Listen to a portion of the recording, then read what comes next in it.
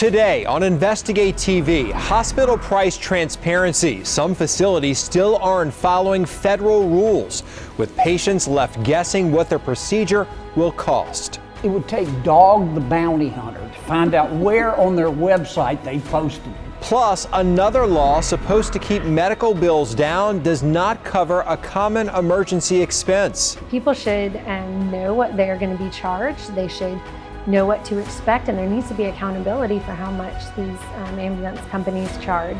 Investigate TV starts right now.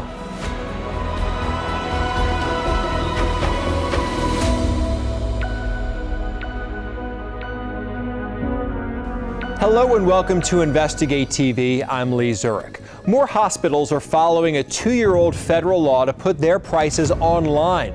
But our team discovered it's still difficult for some consumers to navigate many of these websites. Rachel DePompo looks into why the price for a procedure isn't always just a click away. Shopping around for a new car? Easy. Same for finding the cost of a new home or a plane ticket for a trip.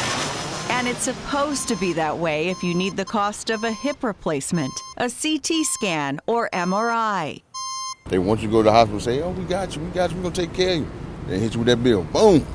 That's too much money. Medical bills are no longer supposed to be a surprise. We're now 2.5 years into a federal rule that requires hospitals to post their prices online, so you know the cost of a procedure before you have it. But is the hospital price transparency rule working for consumers? Have you ever tried to look up a price or compare price or find the best price for a procedure or anything with a hospital? No, I've never done that. Oh, I wish I had known how much this was going to cost, because I wouldn't have gotten the stitches, or I would have gone to urgent care. Have not tried to access that, was not aware of it, but that is good to know. Every hospital in the U.S. is required to provide clear, accessible price information online in 2 ways.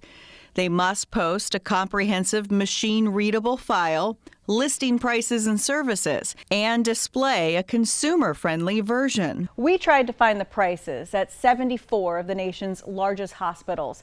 We were able to get to the price calculator for about 77% of those hospitals, but finding the actual cost estimates for procedures wasn't always easy. The cost estimator tools, they're not always on the home page, and often it takes several clicks of a mouse or opening several tabs just to find anything.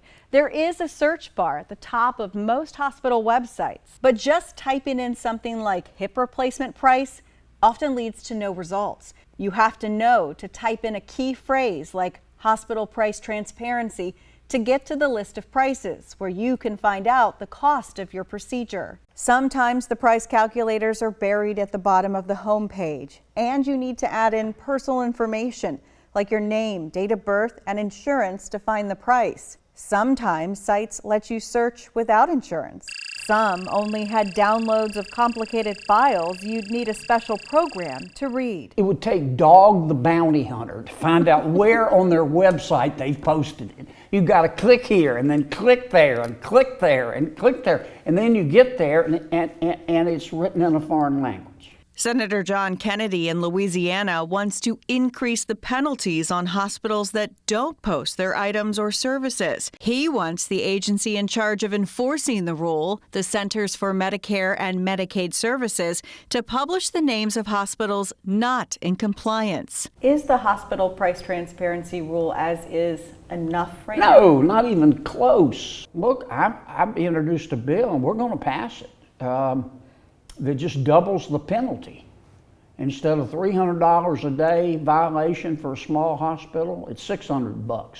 For a big hospital, instead of $5,000 a day, $5,500 I think for a violation, it's $11,000. As of April 2023, CMS has issued more than 730 warning notices to hospitals not in compliance. It's sent 269 requests for hospitals to submit a plan to fix issues. But not many got in trouble beyond letters and requests. It needs to do a better job. I know they're busy, but they've only levied 4 fines. Since that interview, the government's fined 3 more hospitals, bringing the number to 7.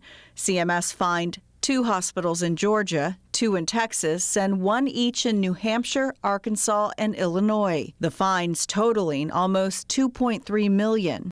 CMS wouldn't do interviews, but told us in a statement it's committed to ensuring consumers have the information they need to make fully informed decisions regarding their health care.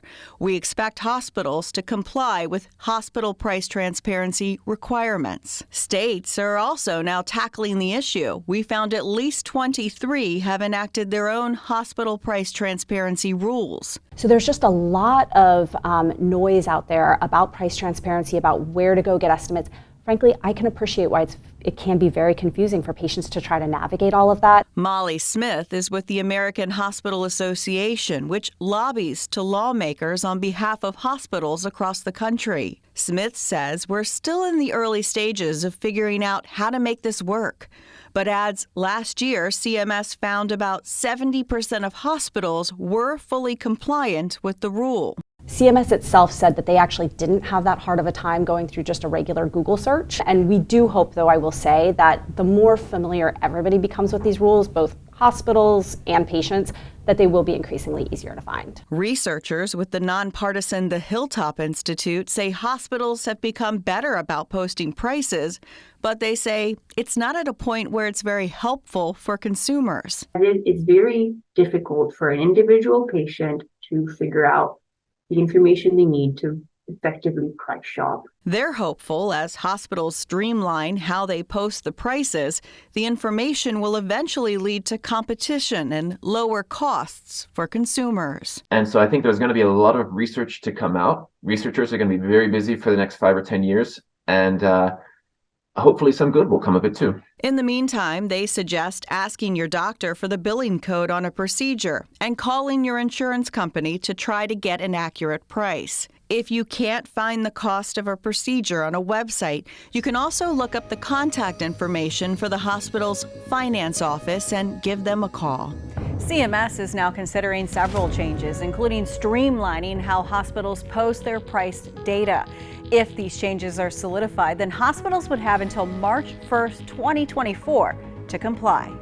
Want to catch up on episodes of our weekend and weekday shows? Go to InvestigateTV.com.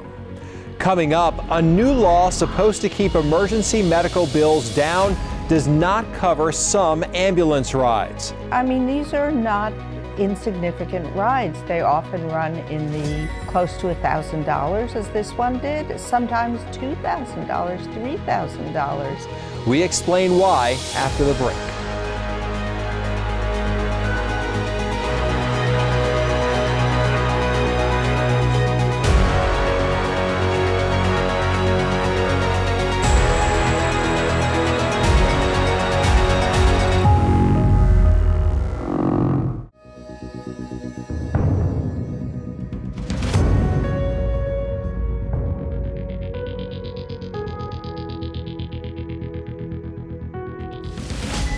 Welcome back to Investigate TV. Ambulance bills aren't being controlled like other medical costs. The reason why? A gap in the law. Carice Jackman, in partnership with KFF Health News, has one woman's story of a big bill and a push to hold down ambulance prices. It's not something you want to see or hear. An ambulance coming to you when your life is at risk. But for many ground ambulance patients, the financial headache begins once they're back at home, opening their bill for the first time. When Yvette Hammond's 9-year-old daughter had trouble breathing, she took her to a nearby ER. We got there, realized that she really was struggling and they needed to transfer her to the Children's Hospital in Atlanta. What we didn't realize, though, is that that was out of network. When she got her bill 4 months later, Hammond says she was in shock to see her daughter's 40-minute ambulance ride from one hospital to the next totaled nearly $1,000 out of pocket. And it wasn't written anywhere. You guys had no idea until it was after the fact. Right, yeah. We were just assuming it was in network. There was no time. When Hammonds got in touch with her insurance company, they explained that her total amount was $972. Her insurance approved $106, dropping what she owed to $865. But for Hammond's family of 6, it's an expensive bill. People should know what they're going to be charged. They should know what to expect, and there needs to be accountability for how much these ambulance companies charge. They even told her in a statement, ambulance providers are not offered an in-network contract with a medical plan. They went on to say that the ambulance company may still bill her for more because they're not in network with her plan. You know, in some ways she's lucky because ambulance providers are generally out of network, and at least her plan has agreed to pay some of the bill. We get a lot of bills where the insurer just says, it's out of network, so you're on your own. Dr. Elizabeth Rosenthal, senior contributing editor of KFF Health News, says the current way patients are billed for ground ambulances often puts an enormous strain on patients. Are you finding that Americans are having a hard time paying, one, understanding ground ambulances and how they operate, but also paying the cost? Sure. I mean, these are not insignificant rides. They often run in the close to $1,000, as this one did, sometimes $2,000, $3,000. And, you know, that's a lot of money. Rosenthal also said on top of getting the bill, patients have a hard time understanding what exactly they're paying for. Not only do they charge for the ride, they're charging by the mile. They're charging if they put oxygen probes up your nose. They charge if they do an EKG. Like, every little bit of service is charged for. I just think if we think of it as a municipal service, we should pay for it with taxpayer dollars, not by grabbing money from poor patients who have no choice. The choices are even slimmer considering it's an emergency, and a law established to protect consumers doesn't even apply to an ambulance ride. In 2022, the No Surprises Act went into effect, giving consumers billing protections when getting emergency care, capping unexpected bills from out-of-network providers at in-network rates. The law covers air ambulance services, like helicopter rides to the hospital, but not ground ambulances. So the big gap with the No Surprises Act was the fact that they did not have these protections for people who are going in regular ambulances, the ambulances on the streets.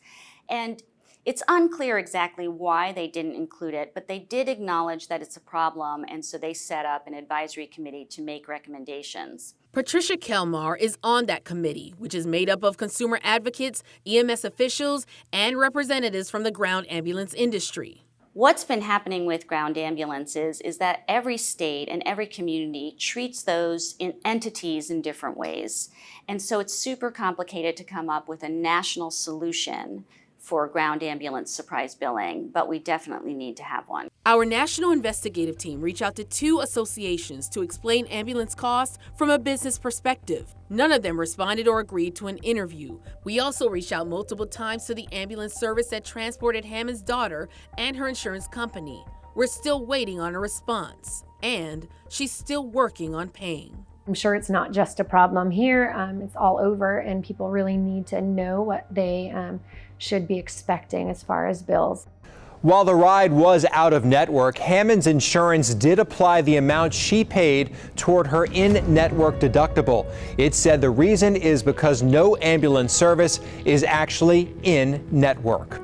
Want to hear more stories like this? Check out the Investigate TV YouTube page. She's supposed to be here right now. Up next, a woman who thought she was dying from cancer gets another surprising diagnosis. Why the family's search for answers led them to a criminal court. After the break.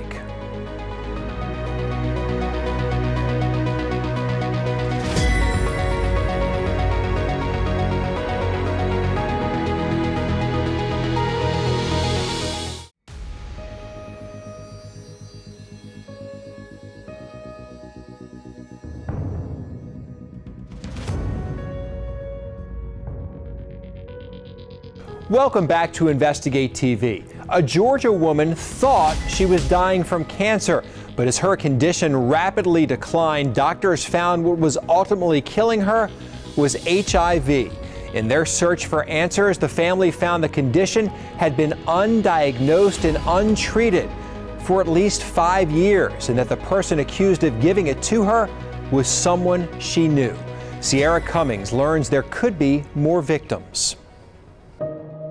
Like, how is this even our life? Life these days She's supposed to be here right now. looks a lot like reminiscing for sisters Tammy Hammonds and Karen Young. I like that one too.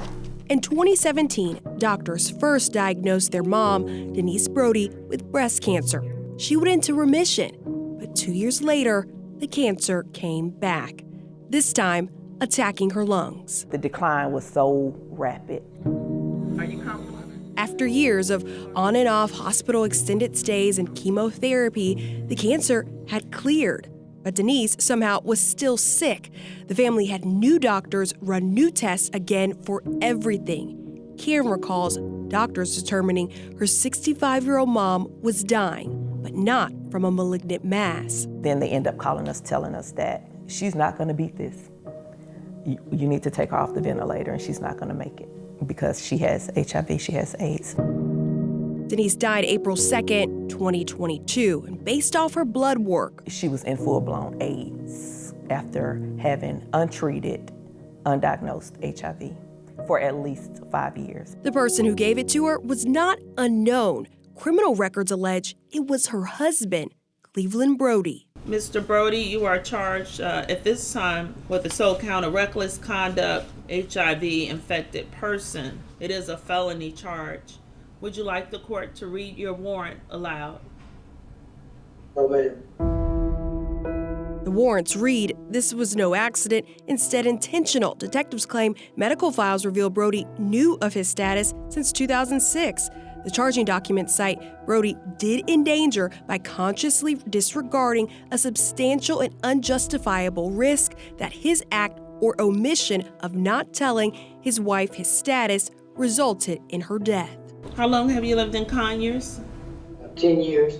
Inside the courtroom on July 11th, Denise's entire family anxiously watched the bond hearing. I am going to deny bond, finding you a risk of flight. Outside the courtroom, they breathe a somber sigh of relief for a case that only came after the family's investigation led to Rockdale County Sheriff's Office doing its own. I do not think my mother was the first. As the hearing wrapped for one charge, prosecutors filed another. New warrants detail a second victim just accused the 61-year-old of not disclosing his status and having unprotected sex with her.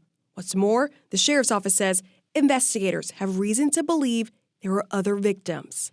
If Brody were convicted of felony reckless conduct HIV-infected person, he would only face up to 5 years. It used to be up to 10 years, but advocacy groups like Georgia Equality fought to change the law last year with SB 164 to decriminalize and destigmatize HIV status. But the group argues this new law wasn't intended for cases like Brody's, who police say knew his status and had criminal intent. So the particular instance in which someone would be arrested and charged with HIV transmission without disclosure was very, very rare. Georgia Equality's HIV policy manager and former prosecutor Chauncey McGathery maintains most often HIV spreads because people do not know their status.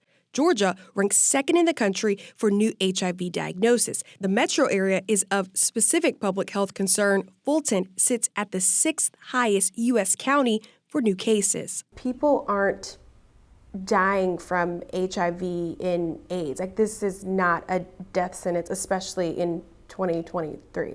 Absolutely, and that's critical information. It did not have to be a death sentence for Denise either. If he had just gave her that one courtesy, just to tell her that, you know, to test herself for it, and that could be it, and she could have gotten treatment.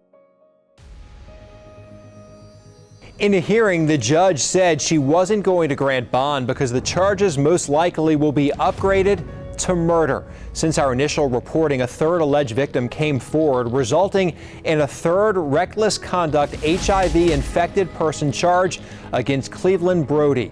Investigators believe there still could be more victims. To keep up with our latest investigations, follow us on social media. We are at InvestigateTV on Facebook, Instagram, and Twitter. Coming up, a survey finds many Americans are keeping financial secrets from their loved ones. We share advice to help you communicate about money secrets after the break.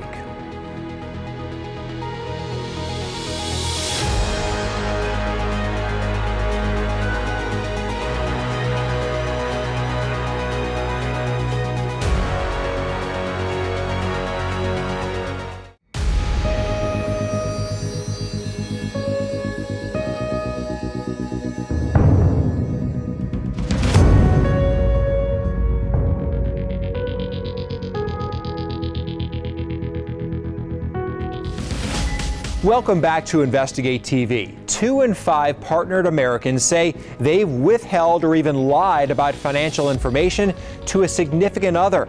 That's according to a recent NerdWallet survey. Rachel DePompa shares what else the survey found and what consumers can do to change their ways in this week's Watching Your Wallet. 43% of Americans are withholding or lying about financial information to a significant other. That's according to NerdWallet's new financial infidelity study. According to that same survey, nearly half of Americans believe it's okay to have savings that your significant other doesn't know about. Melissa Lamborina, a credit card expert at NerdWallet, says the top 2 reasons people said they hid money or lied about it was because of their income and also because of the amount they spent on a purchase. A money secret can potentially be harmful or hinder your financial goals depending on the situation. And if this is the case, you might be met with much needed guidance or advice or support if you're able to consult someone. Lamborina says if you are keeping a money secret, it's worth it to look at why you are holding back. And if you consider opening up to someone, maybe it's talking to an expert at an organization with a mission, like a nonprofit credit counseling agency. Or maybe it's just that you need to confide in a trusted person in your inner circle. If you think about it, if you're able to be met with much needed support or guidance, then when you decline those pricey invitations or that expensive destination wedding, you'll be met with the support you need to stay on track with your goals. Lamborina emphasizes there are situations where hiding money from a partner is needed, especially when it comes to your safety. Now, there are outside organizations that can help you, including the American Bar Association, which offers ways to find low-cost legal assistance. Thanks, Rachel. Watch Investigate TV anytime. Just download our streaming apps on Roku, Apple TV, and Amazon Fire TV. And that's it for us. Thanks for joining us here on Investigate TV. Hope to see you next week.